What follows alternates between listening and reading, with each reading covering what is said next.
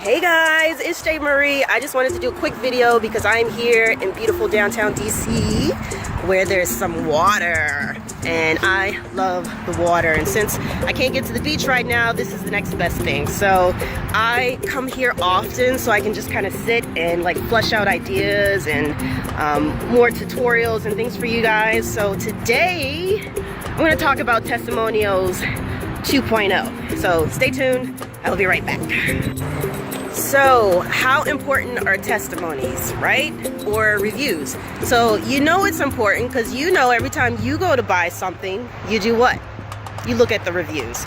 So oftentimes people are a little bit, when you're starting your business, you're like, how am I supposed to build reviews when you're just starting out? You know, you're not going to get 100 and 200 and 2,000 reviews right away, obviously.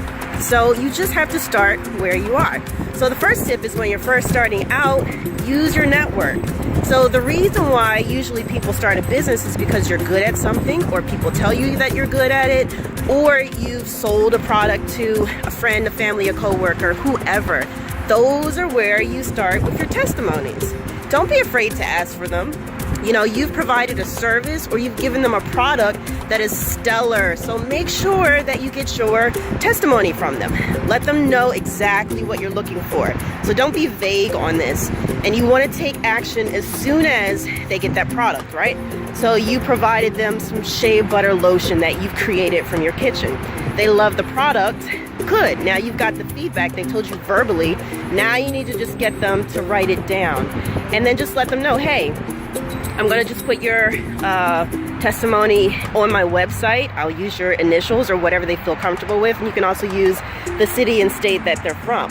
So two, and this may be a little unusual, but I say get testimonials and request them before, during, and after your service. So you're probably thinking, why would I get a testimonial before I actually do the service? Well, the reason is because you want to start collecting information that'll help you with your business.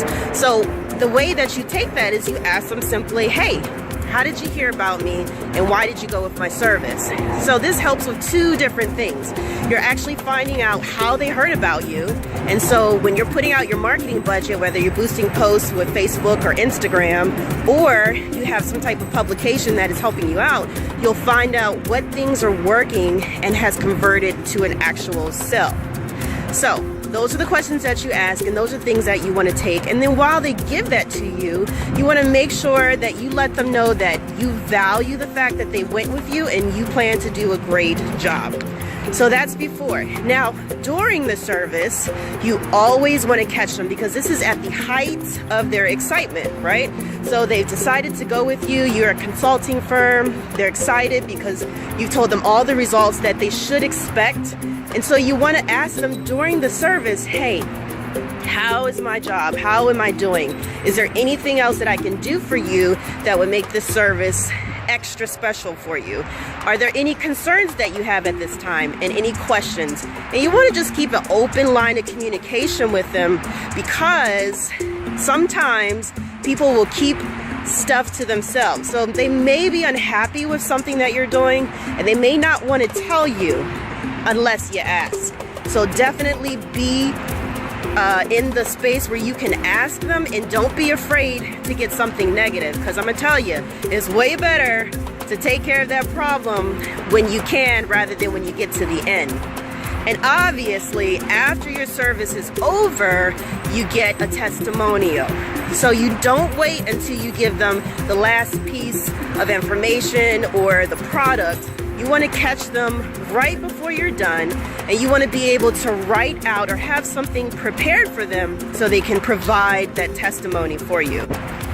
So the example of the yoga instructor, you often take breaks. So let's say that you are at the end of the class, and maybe a 1-hour class or so, have a table set up and say, hey, I'd really appreciate if you guys go over to the table and fill out the quick testimonial sheet.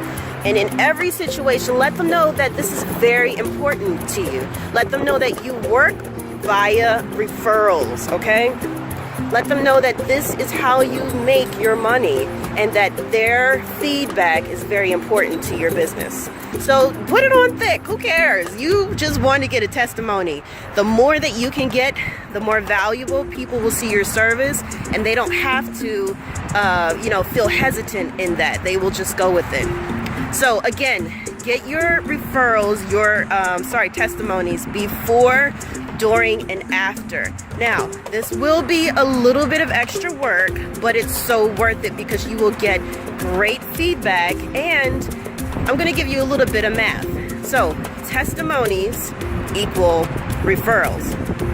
Let me say that again. Testimonies equal referrals. So, meaning, if you can get a testimony from someone that is willing to write down the time that they had, the results that they received, the benefits that they came from your service, they will be more than likely to send you referrals. And as we know, referrals are the best type of business that you can get. All right, and the last tip is bad reviews. So you have to be prepared to have negative feedback or bad reviews. The key is you want to get to them before they post this, okay? So a lot of times you see situations, maybe if you're going to a restaurant or something like that, you see a lot of bad reviews. Well, there are things you can do to prevent that from actually getting out, and that's just to over-deliver. Now, obviously, things happen at times, and some situations are out of your control. So you just have to do what you can for those that are willing to not put a bad review out. I've done that often, where I will work with the person instead of putting their name in a bad light. I mean, because things happen, right?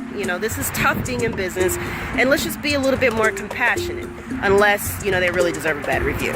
So, you don't deserve a bad review, and this is how we're going to prevent it from happening. So, back to our before, durings, and after. So, the reason why you are talking to them beforehand is, yes, you want to find out where they heard from you, and that will kind of guide you on the background of your client. So if you got them from social media, well, that means they may be seeking services from a lot of different people. And so you have to really stand out in your niche. You really have to provide some stellar service that sets you apart.